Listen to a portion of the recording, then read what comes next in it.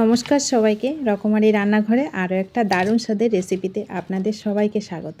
তো আজকে সম্পূর্ণ একটা নতুন স্বাদের স্ন্যাক রেসিপি আপনাদের সঙ্গে শেয়ার করব।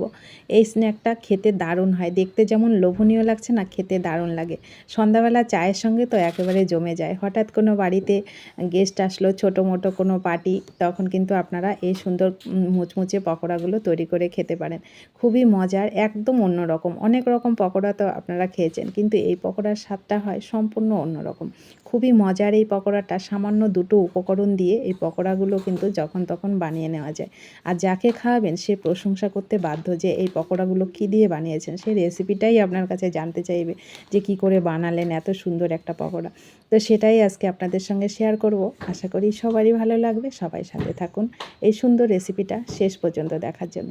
তো আমি এখানে 200 গ্রাম গোবিন্দভোগ আতপ চাল 2 ঘন্টা ভিজিয়ে রেখেছিলাম আগের থেকে। তো ভিজিয়ে জল ঝরিয়ে এগুলোকে ভালো করে ধুয়ে একটা মিক্সিতে দিয়ে মিহি করে একটা পেস্ট রেডি করে নেব। একদম পেস্টটা কিন্তু কোনো রকম দানা থাকা যাবে না, একদম মিহি করে পেস্টটা করবেন। তো পেস্ট করা হয়ে গেলে একটা বাটিতে নিয়ে আমি একটা বড় সাইজের আলুকে সেদ্ধ করে নিয়েছিলাম আগের থেকে, ঠান্ডা করে ওটাকেও একটু জল দিয়ে পেস্ট করে নেব। পেস্ট করে এই আলুটাও কিন্তু পেস্ট করে দেবেন, তাহলে খুব সুন্দর হয় পকোড়াগুলো। তো পেস্ট করা হয়ে গেলে আমি সবগুলো একসঙ্গে দিয়ে দিলাম।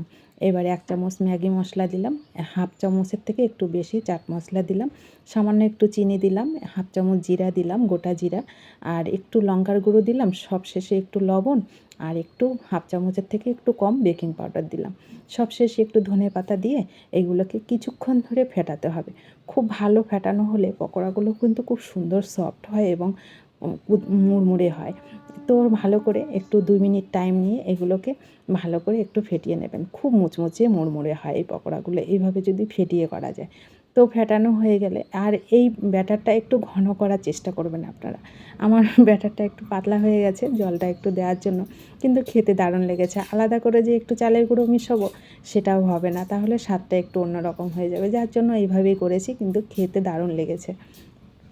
তো 5 মিনিট একটু রেস্টে রেখে দিয়ে তারপরে এই যে আমি এগুলোকে ভেজে নিচ্ছি। তেলটাকে একটু গরম করে দেবেন, গরম করে একটু টাইম নিয়ে একটু এগুলোকে ভাজতে হবে, তাহলে খুবই মুচমুচে হয়। তো আমি একটু টাইম নিয়ে 2-4 মিনিট টাইম নিয়ে এগুলোকে একটু উল্টে পাল্টে ভালো করে ভেজে নিয়েছি। খুবই মুচমুচে একটা নাস্তা, খুবই মজার। অবশ্যই বাড়িতে একদিন তৈরি করে খেয়ে দেখবেন কতটা মজার। আর ভালো লাগলে ভিডিওটিতে একটু লাইক করবেন, কমেন্ট করবেন, কে কোথা থেকে দেখছেন সেটাও একটু কমেন্ট করে জানাবেন। তো একইভাবে দেখুন আমি সবগুলোকে তুলে নিচ্ছি ভেজে। খুবই মজার পকোড়াগুলো। আর আমার ভিডিওগুলো আপনাদের কেমন লাগে সেটা একটু কমেন্ট করে জানাবেন। তো রেডি হয়ে গেল আমার সুন্দর পকোড়াগুলো। এর স্বাদটাই হয় অন্যরকম। আপনি যাকে করে খাওয়াবেন সে আপনার রেসিপিটাই জানতে চাইবে যে আপনি কি করে এই সুন্দর রেসিপিটা তৈরি করেছেন, এতটা মজার একটা পকোড়া। তো দেখুন কত সুন্দর রেডি হয়ে গেল। খুবই লোভনীয় একটা পকোড়া।